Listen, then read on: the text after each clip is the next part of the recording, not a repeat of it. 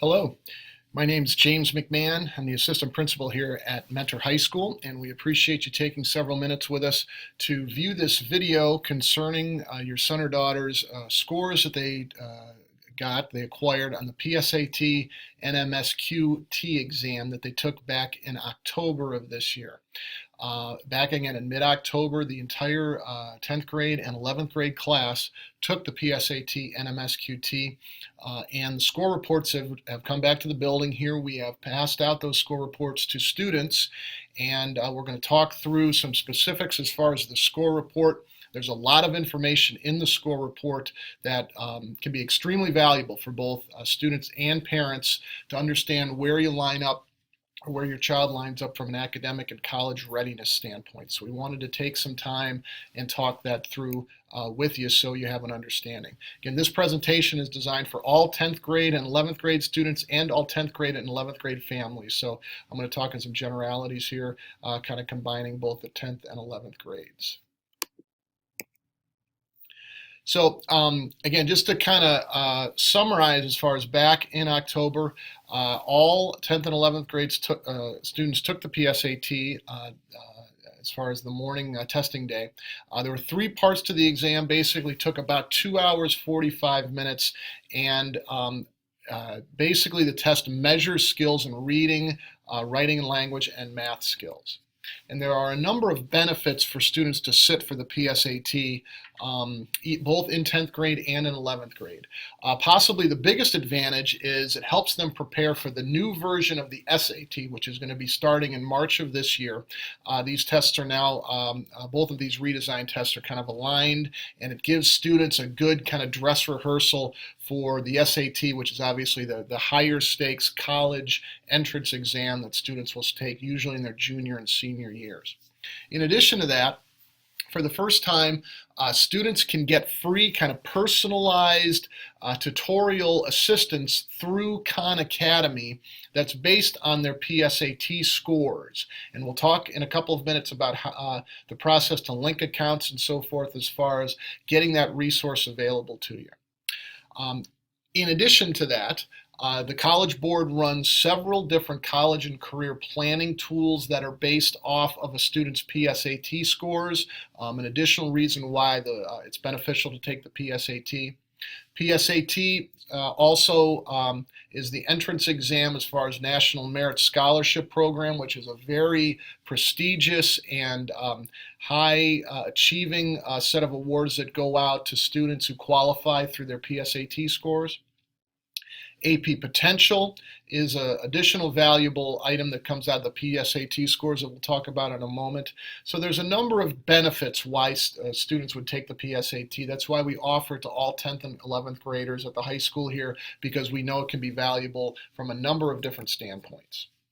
Now, students, you've received your paper score report, and we're going to talk through that in some detail here. However, you can also access some online reports, and I just want to briefly describe how to do that. So for students, what you will do to access your online score and reports is you'll visit the website studentscores.collegeboard.org, and that's on the front page of your score report there.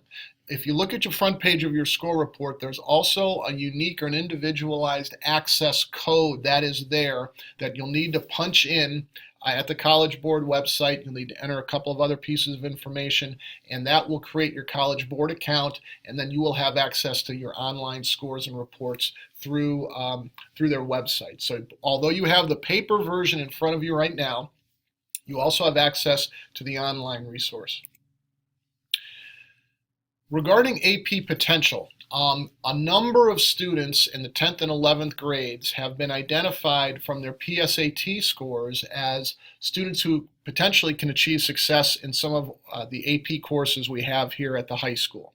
And within the last couple of weeks, there were a number of mailings that went home from the high school here to parents of students who scored high enough on the PSAT, and we would encourage you to consider whether or not taking one or more AP courses for next school year would be the valuable move for your son or daughter based on their PSAT scores.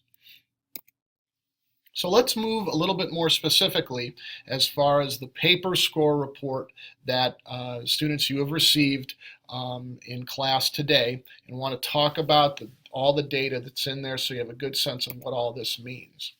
So let us begin here. If you open your score report into the inside section of it, you'll find prominently displayed as your individual scores. And so I'd like to refer to this example on the screen here. So basically there's two portions to the PSAT. There's an evidence-based reading and writing score, and then there's a math score. And each of you have acquired a score in those areas, and then obviously that's totaled up for your total score that you received on the PSAT.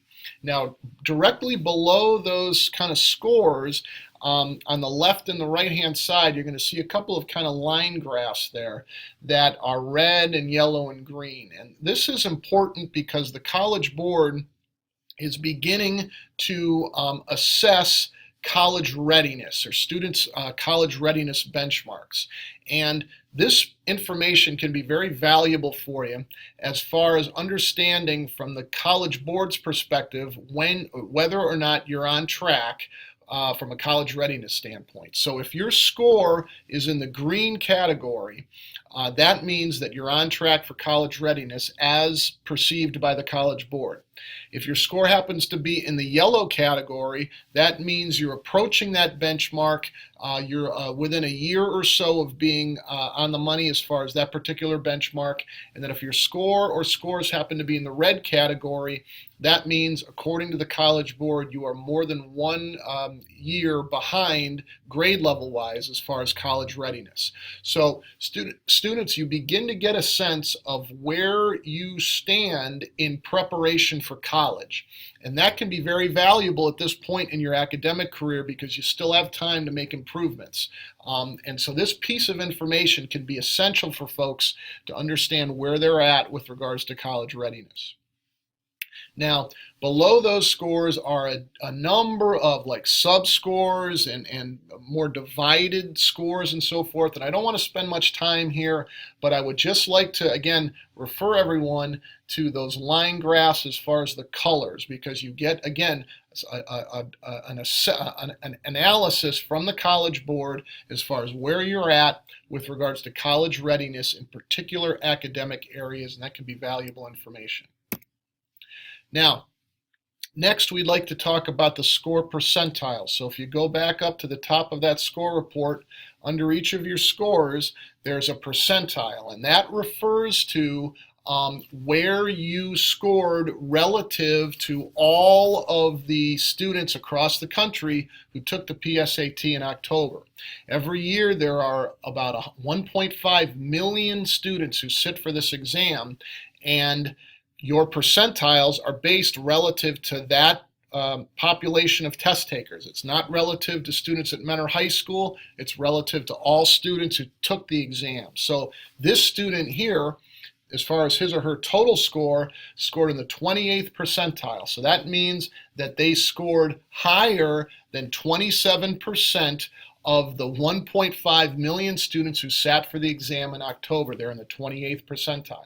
So obviously the higher percentile range you're at is better, but again, this gives you some information that hopefully you can use as far as assessing where you're at relative to other students your age throughout the country, and that can be valuable for you as far as kind of getting a sense of where might be a fit for you college-wise and where you line up with other test takers. Now, the National Merit Scholarship Program, students, this is primarily of interest to 11th grade test takers, because the National Merit Scholarship Program can be extremely prestigious for students who qualify for this series of awards. And of the 1.5 million test takers who sit for the PSAT each year, approximately 50,000 students are chosen to receive some level of commendation through national merit. And that can be extremely valuable from a financial aid standpoint or a scholarship standpoint. It can be extremely valuable from a college admission standpoint.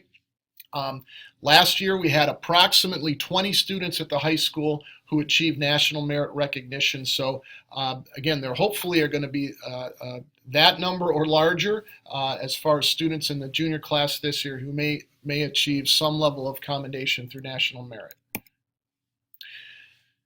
If you go to the next page of the score report, there are a series of kind of areas of strength and skill improvement areas that the College Board has noted for you. So we would encourage you to look through this with your parents to get some detailed information from the College Board as far as specific areas of strength that they've identified and specific skill areas you might want to work on in your remaining time in high school here. So that's some brief information as far as the score report, what all the information means. As far as next steps of what comes next in the process and so forth, there's several things we would like to stress here briefly. The first thing we'd like to stress is that for the first time here, the College Board is kind of partnered with Khan Academy to put together a personalized kind of tutorial resource for students based on your PSAT scores.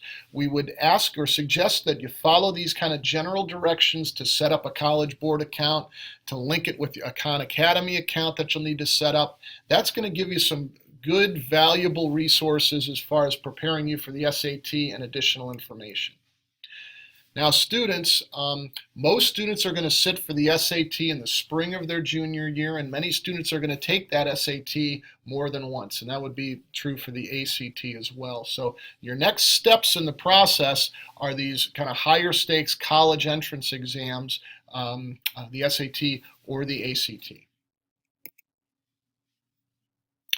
Now, in addition to that, the College Board offers a couple of different kind of additional resources that can be helpful to students and families as they prepare, for their down the college road. The first one is Big Future.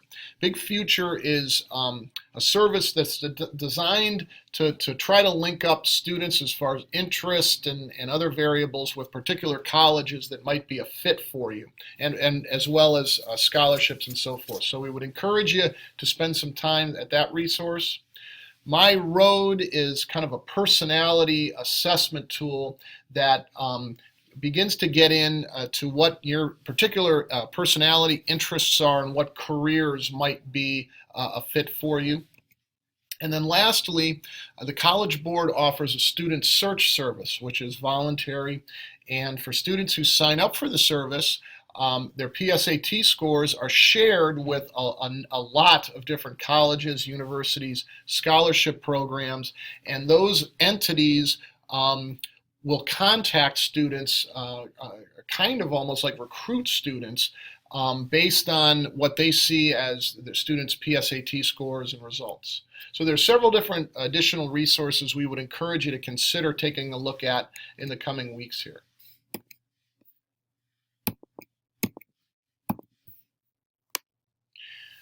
So that concludes our presentation on the PSAT NMSQT score reports. We thank you very much for your attention. We hope this presentation has been helpful and informative.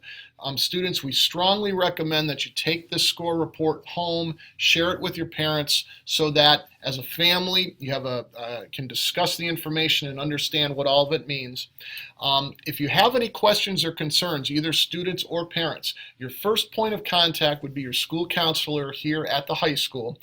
And in addition to that, I would be more than happy to speak with anyone who would like to discuss further or has specific questions, concerns. Again, my name is James McMahon. I'm the high school principal at Mentor High School. My email address is mcmahon@mentorschools.org, and my phone number here is 440-974-5217.